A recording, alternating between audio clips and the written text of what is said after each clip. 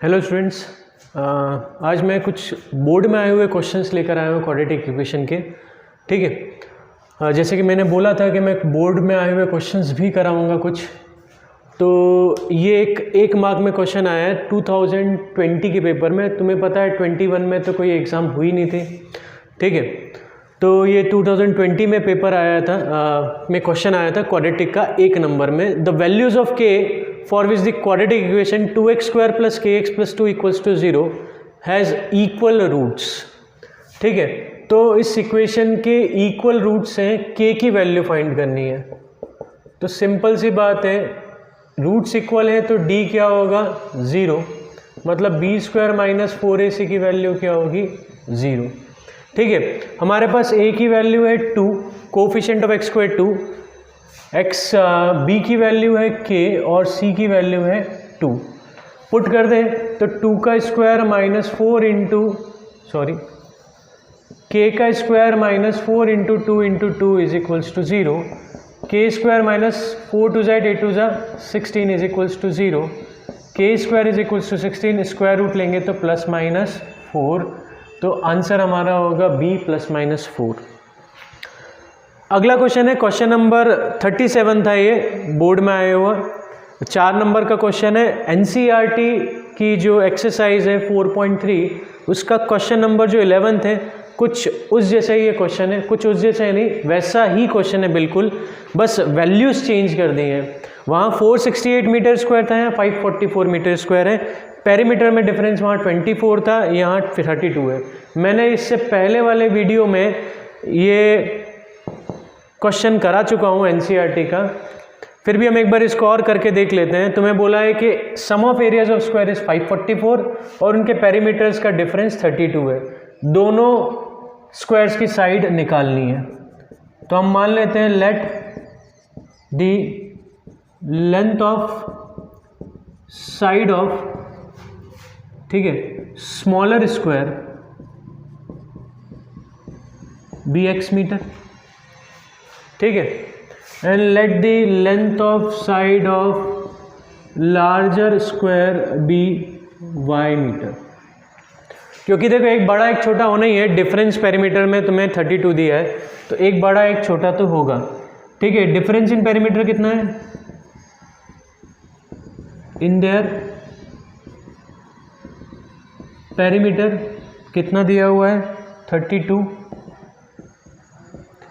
अब पेरीमीटर क्या होता है 4 इंटू साइड, तो हमारा बड़ा कौन है y, तो 4y - 4x, 4 इंटू साइड हमारी y और 4 इंटू साइड 4x, दोनों का डिफरेंस कितना है 32। 4 अगर मैं कॉमन लूँ तो y - x = 32। ठीक है, y - x कितना हो जाएगा, यहाँ कर लेते हैं, 4 डिवाइड में जाएगा या ऐसे काट देते हैं, 4 8 जा, डिवाइड में भी ले जा सकते हो, यहीं से भी काट सकते हो। तो y - x = 8, तो y की वैल्यू हो जाएगी x + 8 मीटर्स। अब यहाँ देखो मैं इस तरफ कर रहा हूँ, तुम्हें सम ऑफ एरियाज कितना दिया है, मतलब a1 + a2 कितना दिया है 544। देखो इस क्वेश्चन को आगे तुम खुद सॉल्व करके देखना, या मैं करवा ही देता हूँ, एक काम करते हैं। ठीक है, a1 क्या होगा y² और a2 क्या होगा x² = 544। सिंपल सी बात है, एरिया होता है स्क्वायर का a², तो y हमारी लेंथ ऑफ साइड है तो y² हो जाएगा, और दूसरे स्क्वायर की साइड है x, तो x² हो जाएगा। y की वैल्यू क्या होगी x + 8, क्योंकि देखो ये क्वाड्रेटिक है, हम 2 वेरिएबल में नहीं सॉल्व कर सकते। ठीक है, 2 वेरिएबल में खेलना हमारे लिए मुश्किल होगा। क्वाड्रेटिक को हम 1 वेरिएबल में ही सॉल्व करते हैं। जब तक वो 1 वेरिएबल में नहीं आती है, ना हम फैक्टराइजेशन लगा सकते हैं, ना हम क्वाड्रेटिक फॉर्मूला लगा सकते हैं। तो यहाँ मुझे इस y को x में कन्वर्ट करना पड़ेगा, और उसके लिए तुम्हें एक कंडीशन दे रखी थी कि पेरीमीटर में डिफरेंस 32 है। उससे मैंने y की वैल्यू x के टर्म्स में निकाल ली, x + 8, वो मैं यहाँ रख देता हूँ, x + 8 का square plus x² = 544। a + b का होल स्क्वायर ध्यान से लगाना है, a² + b² + 2ab plus x² = 544। x² + x² हो जाएगा 2x², 2 8 जा 16x, 8 का स्क्वायर 64 = 544। ठीक है, यहाँ कर लेते हैं, फिर मैं इसको यहाँ से रब करके इस वाले क्वेश्चन को हम सॉल्व करेंगे। तो 2x² plus 16x plus 64 minus 544 is equals to 0। तो 2x² plus 16x plus plus नहीं आएगा, माइनस प्लस माइनस होता है, ठीक है। तो हमारा साइन नेगेटिव का लगेगा, 4 में से 4 गए 0, 14 में से 6 गए 8 और 4 बचेगा तो 480। ये मुझे 2 से डिवाइड होती दिख रही है, मैं 2 से पूरी इक्वेशन को डिवाइड कर दूंगा। मतलब 2 से डिवाइड होगा तो 1 बचेगा x², 2 8 जा 16, 2 2 जा 4, 2 4 जा 0, 2 2 जा 4, 2 4 जा 8 और 2 0 जा 0। ये हमारी इक्वेशन आ गई। अब इसे हम फैक्टराइज कर दें या स्प्लिट कर दें, फैक्टराइज कर दें या क्वाड्रेटिक फॉर्मूला लगा दें, एक ही बात है, दोनों से आंसर सेम ही आएगा। मैं इसे स्प्लिट कर रहा हूँ, तो 240 का हम एलसीएम लेंगे, 120 60 241 x² जा 240 होगा, तो 240 का एलसीएम 230 जा 215 जा 3 5 जा 5 1 जा। तो मैंने क्या किया, 240 के फैक्टर्स निकालें, ठीक है।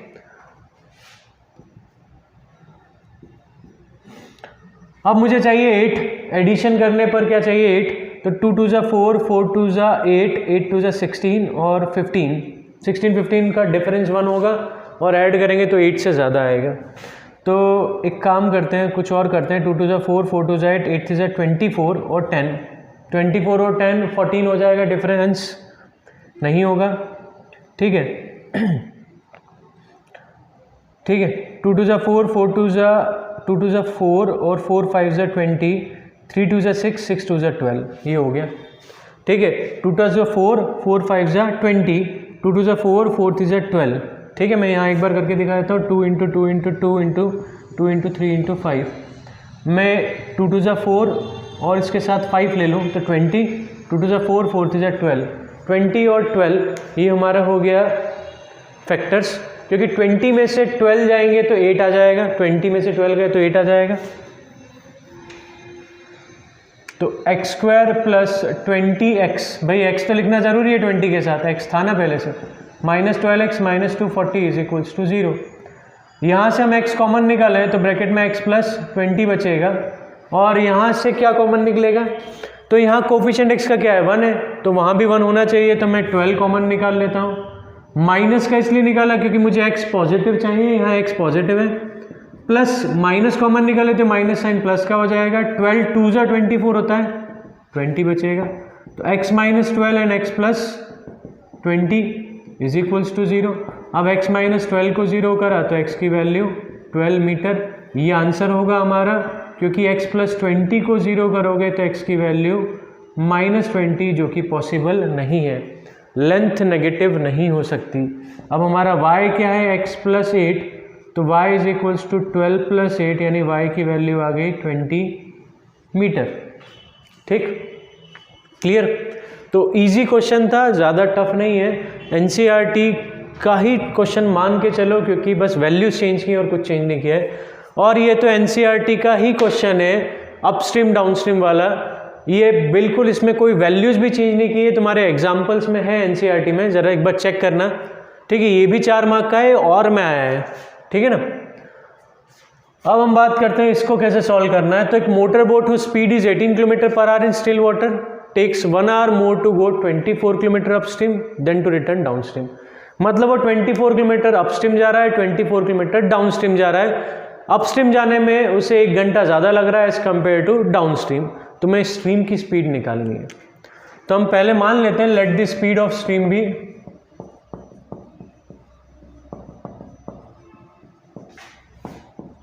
x km/h। अब तुम्हें डाउनस्ट्रीम अपस्ट्रीम का कंसेप्ट पता होगा, नहीं पता है तो थोड़ा सा मैं आइडिया दे देता हूँ। भाई जब हम डाउनस्ट्रीम जाते हैं मतलब हम रिवर की फ्लो की डायरेक्शन में, रिवर जिस तरह से फ्लो हो रही है, जिस डायरेक्शन में फ्लो हो रही है, उसी डायरेक्शन में हम हमारी बोट को ले जाते हैं। तो रिवर क्या करेगी, सपोर्ट करेगी तुम्हें क्या करेगी, सपोर्ट करेगी। तुम्हारी स्पीड में रिवर की स्पीड ऐड हो जाएगी। जैसे हम मान लो एक्सीलेटर चढ़ते हैं मॉल्स में, तो अगर एक एक्सीलेटर की कुछ स्पीड होती है ठीक है, वो अपनी स्पीड से ऊपर जाती है, तुम उस पर खड़े होते हो, तुम उसकी स्पीड से ऊपर चलते हो। पर अगर तुम क्या करोगे, उस पर चलना स्टार्ट कर दोगे, ठीक है, दौड़ना या चलना, तो क्या होगा, तुम जल्दी पहुंच जाओगे, तुम्हारी स्पीड में क्या होगा, वो एक्सेलेरेटर की स्पीड ऐड हो जाएगी। पर वहीं अगर वो नीचे आ रही है और तुम ऊपर चढ़ना चाह रहे हो, ठीक है, तो पहली बात, अगर तुम सिंपल से खड़े हो गए तो तुम वापस नीचे उतर जाओगे, और अगर तुम दौड़ना चालू करोगे, चढ़ना चालू करोगे, तो तुम्हें ऊपर तक पहुंचने में टाइम लगेगा, क्योंकि वो लगातार अपनी स्पीड से नीचे आ रही है, वो तुम्हें पीछे की तरफ धकेलेगी, तुमको जाना आगे है, तुम्हारी स्पीड क्या हो जाएगी, नेट स्पीड कम हो जाएगी। और मान लो तुम्हारे चढ़ने की स्पीड उसकी स्पीड से कम है, एक्सेलेरेटर की स्पीड से क्या है, कम है, तो तुम नीचे ही आओगे, ऊपर जा ही नहीं पाओगे। और अगर स्पीड सेम है तो तुम वहीं खड़े रहोगे, तुम देखोगे कि मैं आगे ही नहीं बढ़ पा रहा हूँ, वहीं की वहीं चले जा रहा हूँ। जैसा कि हम वो ये जो ट्रेडमिल होता है, ट्रेडमिल पे हम दौड़ते हैं, तो हम जहाँ खड़े हैं वहीं दौड़ते रहते हैं, ना हम आगे जाते हैं ना पीछे, क्योंकि ट्रेडमिल की स्पीड और हमारी स्पीड बिल्कुल बराबर हम मेंटेन करके चलते हैं, तो वहीं खड़े खड़े हम दौड़ते रहते हैं। तो अगर एक्सेलेरेटर पे वो नीचे आ रही है, तुम ऊपर जा रहे हो, तो क्या होगा, तुम्हारी स्पीड अगर एक्सेलेरेटर की स्पीड के बराबर है तो तुम वहीं खड़े खड़े चलते रहोगे, ना तुम नीचे जाओगे ना ऊपर जाओगे। अगर तुम्हें ऊपर पहुंचना है तो तुम्हें स्पीड ज़्यादा रखनी पड़ेगी। तो ऐसा ही केस कुछ अपस्ट्रीम डाउनस्ट्रीम के साथ होता है, ठीक है। अगर तुम रिवर की डायरेक्शन में जा रहे हो, ठीक है, अगर अपनी बोट रख भी दोगे, उसको स्टार्ट भी नहीं करोगे इसका इंजन, तो भी वो आगे मूव करेगी, कितनी स्पीड से, जितनी स्पीड रिवर की है। पर अगर तुम अपनी बोट का इंजन स्टार्ट करते हो, कुछ स्पीड से आगे ट्रेवल करते हो, तो तुम्हारी स्पीड बढ़ जाएगी, क्योंकि बोट को क्या करेगी, वो फेवर करेगी, वो उसको आगे बढ़ाने में मदद करेगी, और तुम्हारी स्पीड में स्ट्रीम की स्पीड ऐड हो जाएगी, जो डेस्टिनेशन है उस पर तुम जल्दी पहुंचोगे। पर तुम चाह रहे हो कि नहीं, मैं तो रिवर इस तरफ जा रही है, रिवर इस तरफ फ्लो हो रही है, मुझे इस तरफ जाना है, ठीक है, तुम चाह रहे हो भाई रिवर ऐसे जाएगी, मुझे तो ऐसे जाना है। अब तुम्हें ऐसे जाना है तो तुम्हारी स्पीड रिवर की स्पीड से ज़्यादा होना ज़रूरी है। कम हुई तो वो तुम्हें बहा के ले जाएगी, बराबर हुई तो तुम वहीं खड़े रह जाओगे, तुम्हारी बोट वहीं रहेगी, और अगर ज़्यादा रखोगे तो आगे बढ़ पाओगे। तो ऐसा क्यों हो रहा है, क्योंकि रिवर तुम्हें अपोज कर रही है, ठीक है, वो तुम्हें आगे नहीं बढ़ रही है, आगे नहीं बढ़ने दे रही है, तुम्हें वो पीछे धकेल रही है। तो आगे बढ़ना है तो तुम्हारी स्पीड ज़्यादा ही होनी चाहिए।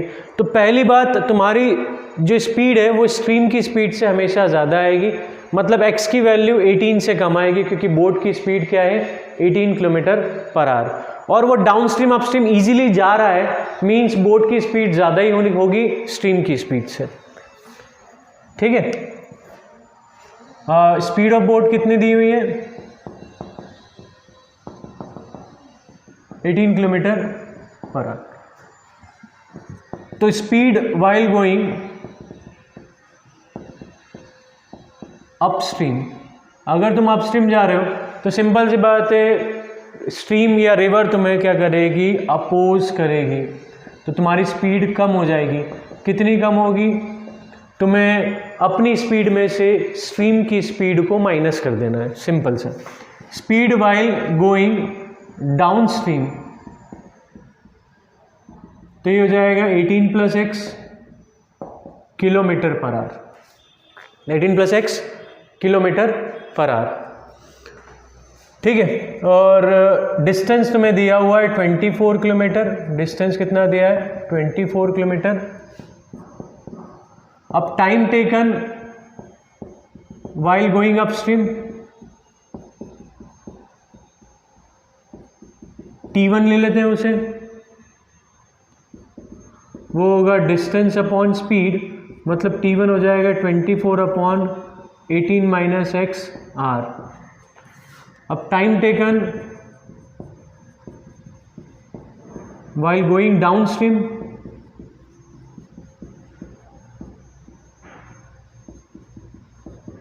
Distance upon speed 24/18 + x r। अब तुमसे बोला है ये जो अपस्ट्रीम का टाइम है वो डाउन स्ट्रीम से 1 घंटा ज़्यादा है। अपस्ट्रीम का टाइम T1 जो है वो डाउन स्ट्रीम T2 से 1 घंटा ज़्यादा है, ऐसा बोला है उन्होंने, ठीक है। द T1 मतलब it takes 1 hour more to go 24 kilometre upstream than return to downstream, मतलब T1 T2 से 1 घंटा ज़्यादा है। तो T1 T2 को इक्वलाइज करना है, बराबर करना है, तो हम डाउन स्ट्रीम में 1 घंटा ऐड करेंगे, डाउन स्ट्रीम के टाइम में क्या करेंगे, 1 घंटा ऐड।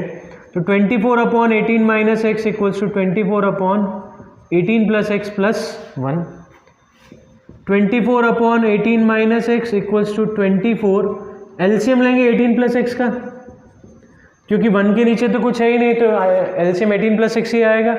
18 प्लस एक्स बन जा 18 प्लस एक्स, क्रॉस करें तो 24 into 18 plus x is equals to 18 minus x. 24 plus 18 कितना हो जाएगा 30 प्लस 12 42, 42 प्लस एक्स।